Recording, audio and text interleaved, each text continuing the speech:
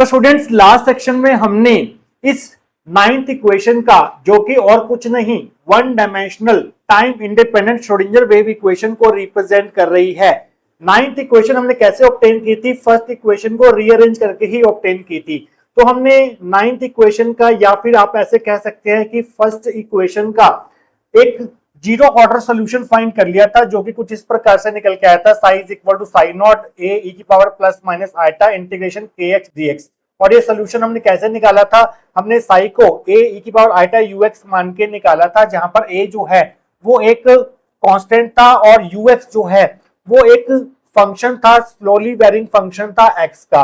तो इसकी सहायता से हमने जीरो ऑर्डर सोल्यूशन जो है वो फाइंड कर लिया था 15A इक्वेशन में। और साथ के साथ पिछले सेक्शन में ही हमने validity condition of WKB approximation method भी डिराइव कर ली थी। देखिए स्टूडेंट्स, जो हमने जीरो ऑर्डर सोल्यूशन फाइंड किया था वहां पर हम ये मान के चल रहे थे कि ए हमारा कांस्टेंट है और ये जो सेकंड टर्म है ये एक्स का फंक्शन है। अब तो ये भी तो हो सकता है कि ये जो यहाँ पर इस साई का जो एम्पलीट्यूड है वो कांस्टेंट ना होकर स्लोली वेरिंग फंक्शन हो एक्स का।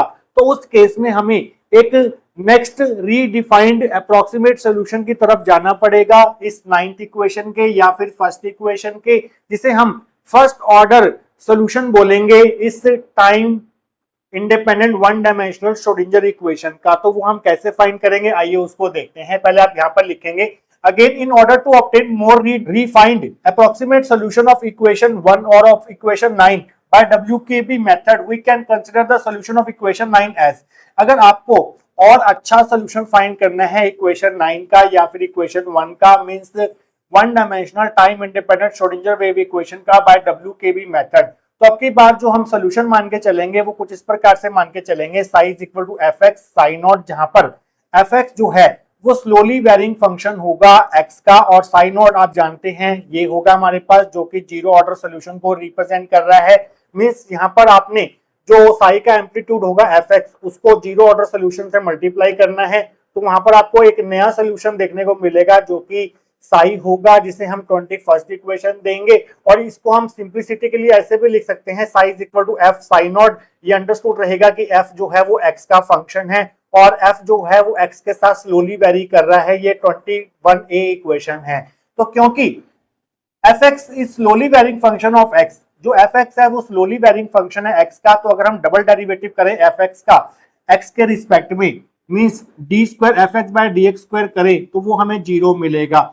और इसे हम ऐसे भी लिख सकते हैं D square F by D x square, और एफ के double derivative with respect to X को हम एफ डबल डैश भी लिख सकते हैं, ये इक्वल टू जीरो होगा। ये 22nd इक्वेशन होगी। तो हमने एक नया रिफाइंड अप्रोक्सीमेट सोल्यूशन लेट किया है इस नाइन्थ इक्वेशन का या फिर फर्स्ट इक्वेशन का, जिसमें हमारा एफ एक्स जो है वो स्लोली वेरिंग फंक्शन है एक्स का, जिसकी वजह से हमारा जो डबल डेरिवेटिव होगा एफ का विद रिस्पेक्ट टू एक्स वो यहाँ पर जीरो होगा। इसका हम आगे यूज करेंगे 22nd इक्वेशन का। तो स्टूडेंट्स, क्योंकि 21A में जो हमने सोल्यूशन लिखा है psi equal to F psi naught, क्योंकि वो नाइन्थ इक्वेशन का सोल्यूशन है, तो ये नाइन्थ इक्वेशन को सेटिस्फाई जरूर करना चाहिए। मींस अगर हम साई की ये वैल्यू यहाँ पर पुट करें और d2 psi by dx square निकाल के यहाँ से उसकी वैल्यू यहाँ पर पुट करें तो हमें जीरो मिलना चाहिए। तो देखते हैं हमें क्या मिलता है कि नहीं मिलता है, वो हम चेक करेंगे। यहाँ पर पहले आप लिखेंगे नाउ 21A मस्ट सेटिस्फाई 9। तो 21A जो सोल्यूशन है psi equal to F psi naught वो नाइन्थ इक्वेशन को सेटिस्फाई करना जरूरी है। तो यहाँ पर 21A इक्वेशन से अगर हम एक बार इसका डिफरेंशिएशन करते हैं एक्स के रिस्पेक्ट में, तो साई का डिफरेंशिएशन हो जाएगा D psi by D X, that will be equal to, यहाँ पर हम u इंटू वी रूल लगाएंगे। यहाँ पर f भी x का फंक्शन है, साई नॉट भी x का फंक्शन है। तो पहले हम f का डेरिवेटिव करेंगे x के रिस्पेक्ट में, जिसे हम f डैश से डिनोट करेंगे, और साई नॉट ऐसे ही रहेगा, और फिर हम f को ऐसे ही रहने देंगे। साई नॉट का डिफरेंशिएशन करेंगे x के रिस्पेक्ट में, जिसे हम साई नॉट डैश से रिप्रेजेंट करेंगे। ये 23rd इक्वेशन होगी। तो स्टूडेंट्स, यहाँ पर हम साई नॉट डैश की वैल्यू फाइंड करेंगे, जो कि हमने 17A इक्वेशन में फाइंड की थी कुछ इस तरह से, Sai not dash is equal two plus minus आटा के साई नॉट। ये 17A इक्वेशन थी, तो साई नॉट डैश की ये वैल्यू उठाकर यहाँ पर पुट करेंगे 23rd इक्वेशन में। We get D psi by D X is equal to F dash psi naught ऐसे रहेगा, प्लस ये वाला एफ ऐसे रहेगा। यहाँ पर साई नॉट डैश की वैल्यू पुट करेंगे, जो कि ये है प्लस माइनस आटा के साई नॉट। यहाँ से साई नॉट कॉमन ले लेते हैं, तो आपके पास बचेगा f dash plus minus iota k f psi naught, तो d psi by D x की ये वैल्यू आ गई। अब हमें इसका एक और बार डेरिवेटिव करना है दोनों तरफ एक्स के रिस्पेक्ट में, तो आपको मिलेगा d two psi by D x square is equal to, यहाँ पर एफ डैश का एक और बार डेरिवेटिव करने पर एक्स के रिस्पेक्ट में, तो वो मिलेगा f dash f double dash जो है वो किसको रिप्रेजेंट कर रहा है, d square F by D x square को रिप्रेजेंट कर रहा है। इस चीज का आपने यहाँ पर ध्यान रखना है। तो स्टूडेंट्स यहाँ पर k जो है वो x का फंक्शन है, आप देख सकते हैं k x का फंक्शन है और f भी x का फंक्शन है।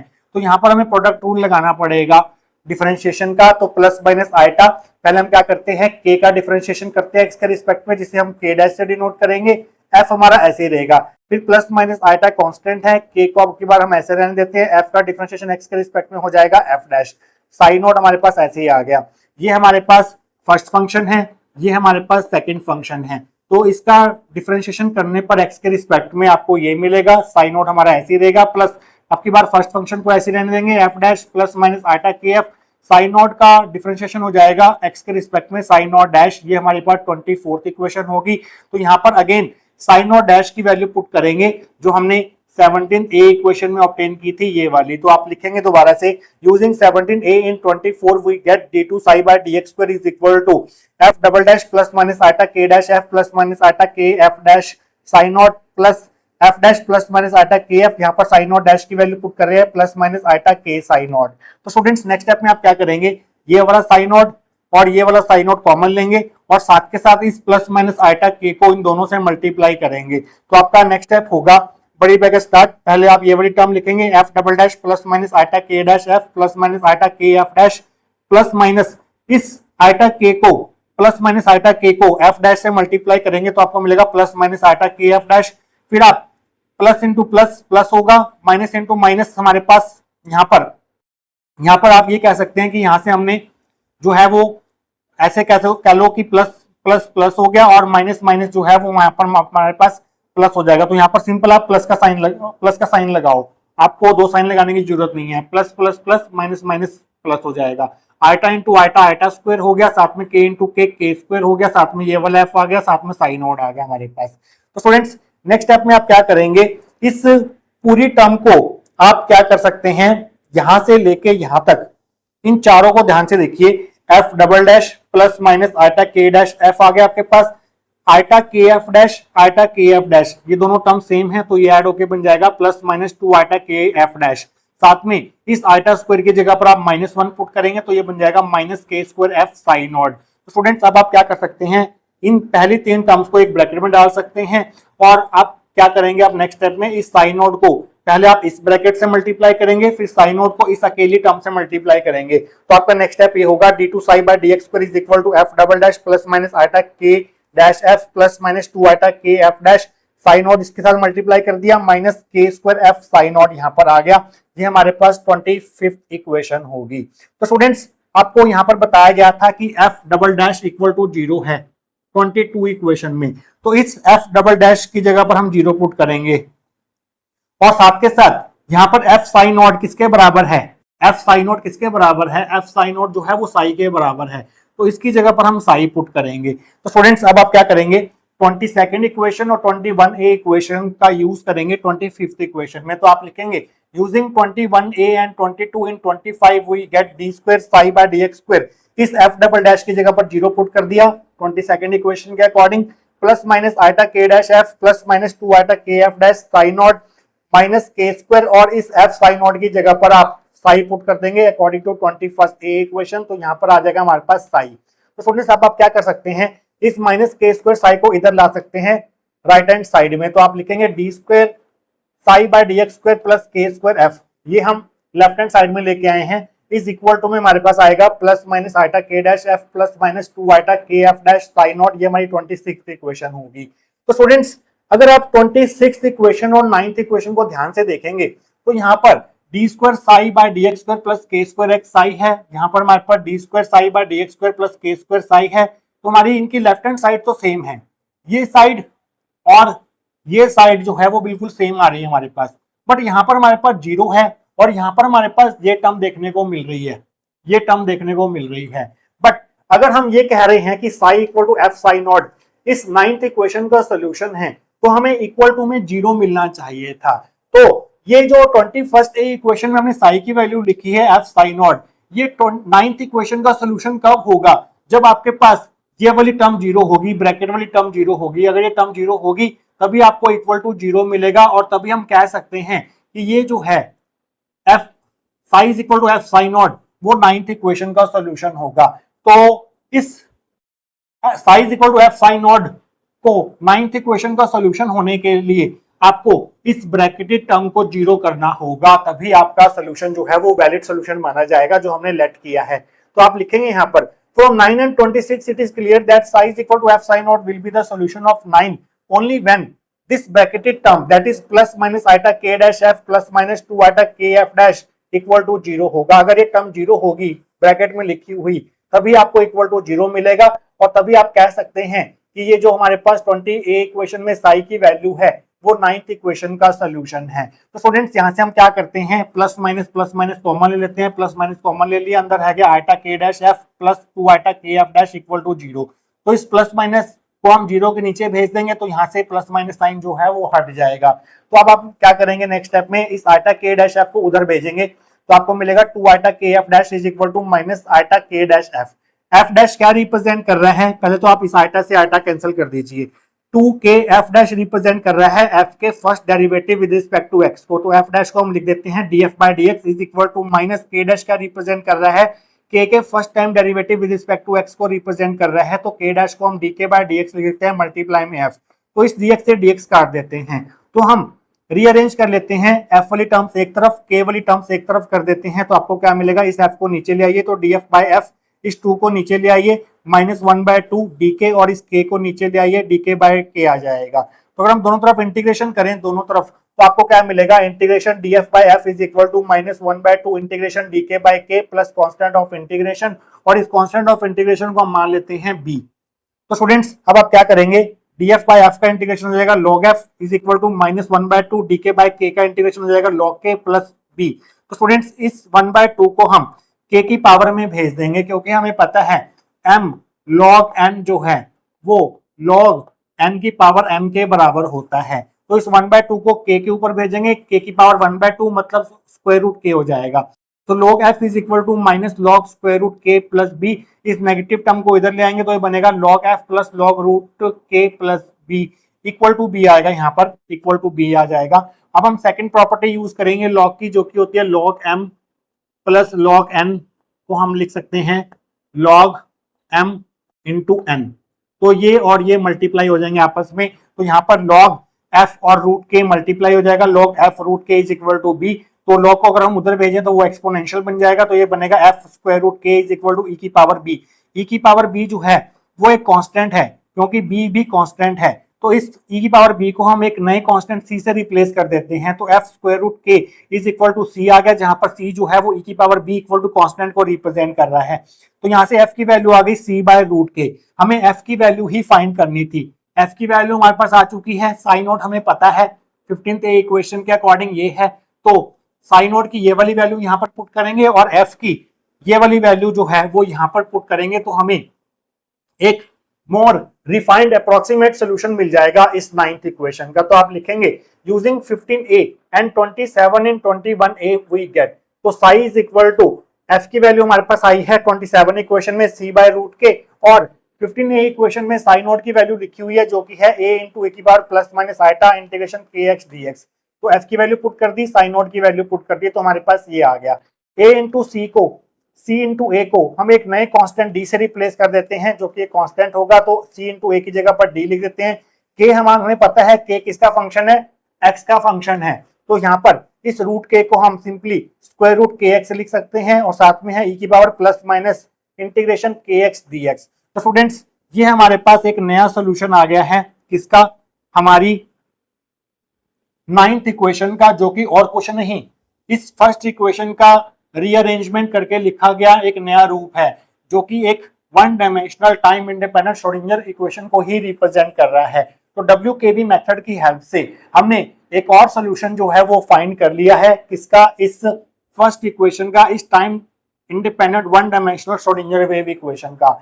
हमने जीरो ऑर्डर सोल्यूशन भी फाइंड किया था पिछले सेक्शन में, और अब हमने एक नया सोल्यूशन फाइंड कर लिया है, इसको हम बोलते हैं फर्स्ट ऑर्डर सॉल्यूशन ऑफ इस इक्वेशन का, फर्स्ट इक्वेशन का, तो टाइम इंडिपेंडेंट श्रोडिंगर इक्वेशन जो कि वन डायमेंशनल इक्वेशन है, उसका हमने फर्स्ट ऑर्डर सॉल्यूशन जो है वो भी फाइंड कर लिया है बाय WKB अप्रोक्सीमेशन मेथड। तो स्टूडेंट्स इसके बाद हम क्या करेंगे, इस सॉल्यूशन को हम मोमेंटम के टर्म्स में लिखेंगे और साथ के साथ जो हमारा सेकंड केस है E लेस देन Vx वाला, उस केस में आपको इस इक्वेशन का क्या सॉल्यूशन देखने को मिलेगा ये हम डिस्कस करेंगे आने वाले सेक्शंस के अंदर।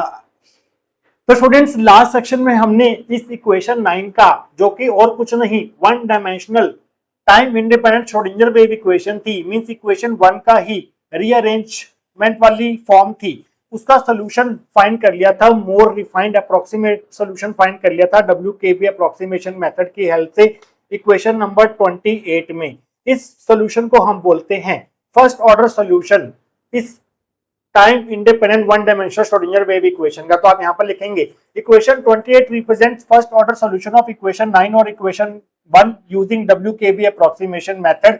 मींस इस 28 इक्वेशन को हम ऐसे लिख सकते हैं, psi is equal to psi 1 equal to d by square root kx e की power plus minus iota integration kx dx। Psi 1 means first order solution of this equation number 1 या फिर equation number 9 by WKB method. तो students पहले हमने zero order solution find किया था, जो कि कुछ इस प्रकार से निकल के आया था 15A इक्वेशन में। फिर हमने एक नया सॉल्यूशन लेट किया था psi is equal to fx psi naught, और उसको सॉल्व करके हमारे पास ये रिजल्ट निकल के आया था, फर्स्ट ऑर्डर सॉल्यूशन निकल के आया था। आप चाहें तो इसके आगे सेकंड ऑर्डर सॉल्यूशन भी फाइंड कर सकते हैं। सेकंड ऑर्डर सॉल्यूशन फाइंड करने के लिए आपको 9th इक्वेशन का जो सॉल्यूशन है वो कुछ इस तरह से लेट करना होगा, साइज इक्वल टू, यहाँ पर हमने fx लिया था, अब की बार आप नया फंक्शन ले सकते हैं स्लोली वेरिंग फंक्शन x का gx, और इस साई नोट की जगह पर अब की बार आपको साई 1 लेना होगा अगर आप सेकंड ऑर्डर सॉल्यूशन फाइंड करना चाहते हैं। इसी तरह से आप third order fourth order solution भी फाइंड कर सकते हैं, बट फर्स्ट ऑर्डर सॉल्यूशन तक फाइंड करना अनफ है by WKB approximation method. WKB approximation method से हमें फर्स्ट ऑर्डर सॉल्यूशन में ही एक वैलिड रिफाइंड अप्रोक्सीमेट सॉल्यूशन मिल जाता है इस one dimensional time independent Schrodinger wave equation का। किस केस के लिए, जब हमारे पास E ग्रेटर देन Vx था, मींस क्लासिकली अलाउड रीजन के लिए। अब हम क्या करेंगे, इस 29th इक्वेशन को मोमेंटम के टर्म्स में लिखेंगे, क्योंकि कई बुक्स में जो हमारे पास सॉल्यूशन है साई, उसको मोमेंटम के टर्म्स में भी लिखा हुआ है। तो इसे मोमेंटम के टर्म्स में लिखने के लिए हम फॉर्मूला यूज करेंगे, total energy is equal to kinetic energy T plus potential energy V। E is equal to kinetic energy T को हम लिख सकते हैं मोमेंटम के टर्म्स में p square by 2m, potential energy V हमारे पास x का फंक्शन है, तो यहाँ से p स्क्वायर बाय 2m की वैल्यू आ जाएगी E माइनस Vx, तो यहाँ से p स्क्वायर आ जाएगा 2m E माइनस Vx। तो p स्क्वायर की ये value 2m E minus Vx जो है वो p स्क्वायर के बराबर है।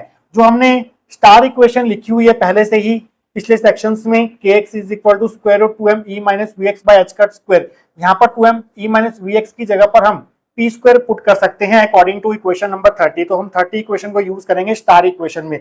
Using 30 in star we get kx is equal to square root ऊपर 2m E माइनस Vx की जगह पर p स्क्वायर आ जाएगा, नीचे h कट स्क्वायर है तो स्क्वायर से स्क्वायर रूट कैंसिल हो जाएगा, तो kx की वैल्यू आ जाएगी p by root h cut.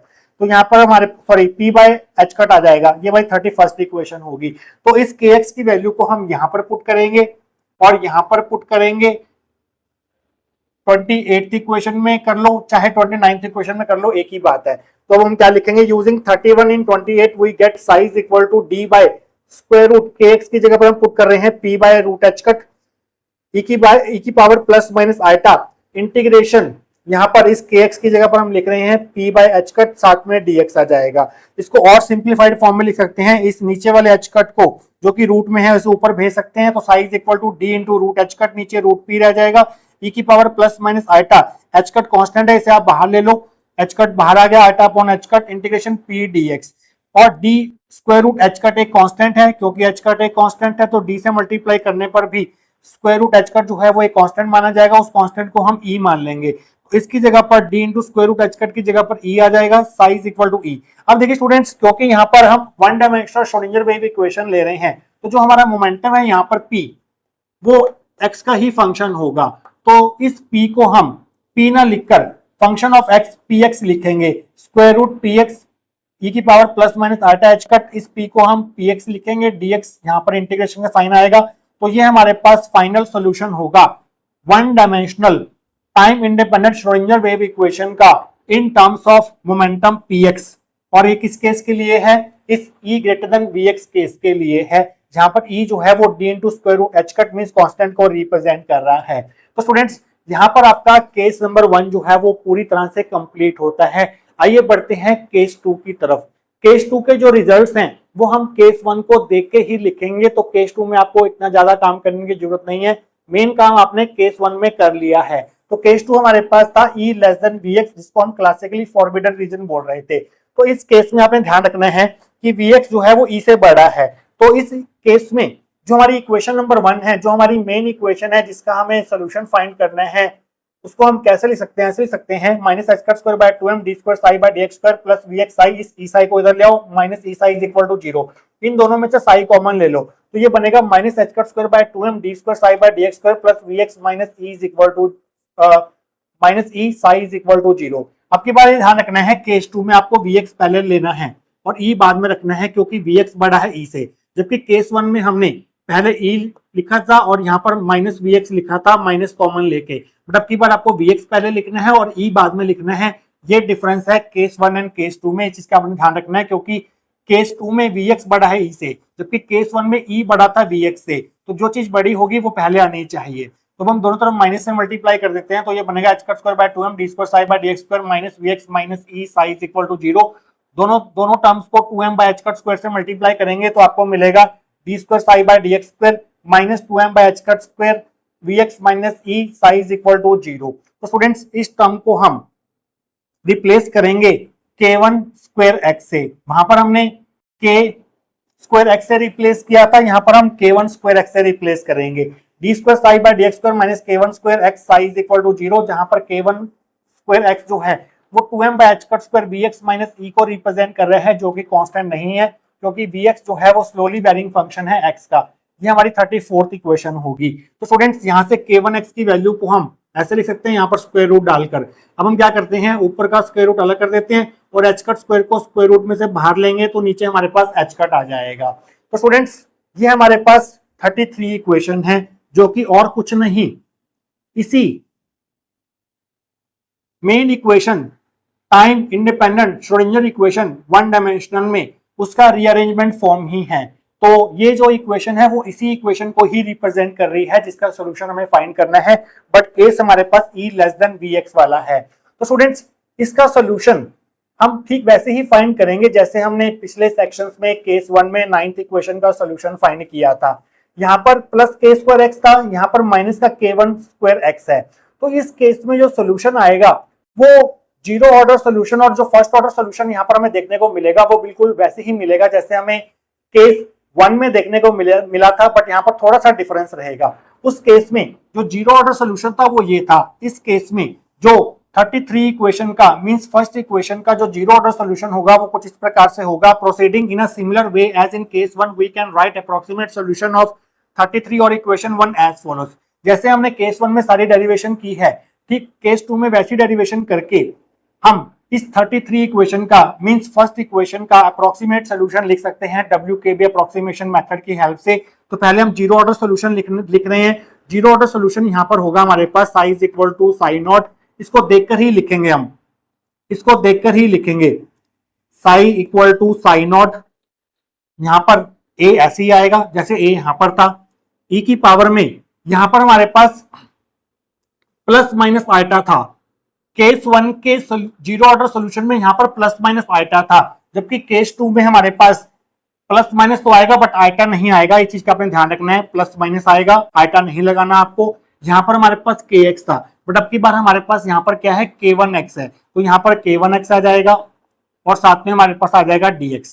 तो इस केस में जो हमारा जीरो ऑर्डर सॉल्यूशन बनेगा केस 2 में, वो हमने इस 15a इक्वेशन को केस 1 के रिजल्ट को देख के ही लिखना है। आपको पूरी डेरिवेशन करने की जरूरत नहीं है। यहाँ पर ये हमारे पास 35th इक्वेशन होगी।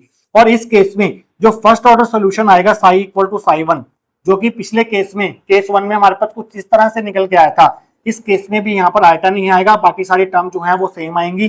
डी आएगा, नीचे हमारे पास यहाँ पर kx था, बट अब की बार यहाँ पर आएगा k1x और साथ में है हमारे पास e की पावर में प्लस माइनस आएगा, बट आइटा नहीं लगाना, kx की जगह पर आ जाएगा k1x dx। तो स्टूडेंट्स ये हमारे पास केस 2 के zero order and first order solution होंगे। तो ये रिजल्ट जो है वो आपने डायरेक्ट लिखने हैं। तो स्टूडेंट्स अब आप क्या कर सकते हैं, इस रिजल्ट को आप मोमेंटम की टर्म्स में लिखेंगे जैसे हमने इस केस में लिखा था। तो इस केस में मोमेंटम के टर्म्स में लिखने के लिए आपको 31st इक्वेशन का सहारा लेना पड़ेगा। अब की बार यहाँ पर हमारे पास vx माइनस ई है, तो इस 30th इक्वेशन को हमें vx माइनस ई की टर्म्स में कन्वर्ट करना होगा। फ्रॉम 30 पी स्क्वायर, अगर आप यहाँ से माइनस साइन कॉमन ले लेते हैं तो -2m vx माइनस ई आ जाएगा। अगर हम दोनों तरफ मॉड ले लें तो mod p square is equal to minus का मॉड हमारे पास प्लस हो जाएगा 2m vx माइनस ई। तो यहाँ से p की जो मॉड की वैल्यू आएगी वो आएगी square root 2m vx minus e आएगी। तो स्टूडेंट्स इसे हम 37th इक्वेशन नाम दे देते हैं। तो इस 37th इक्वेशन को हम यूज करेंगे 34 इक्वेशन में। यूजिंग 37 इन 34 वी गेट, यहां पर हमारे पास क्या आ जाएगा, k1x इज इक्वल टू इस square root 2m vx minus e की जगह पर आप मॉड p लिखेंगे और नीचे हमारे पास क्या है, h कट है।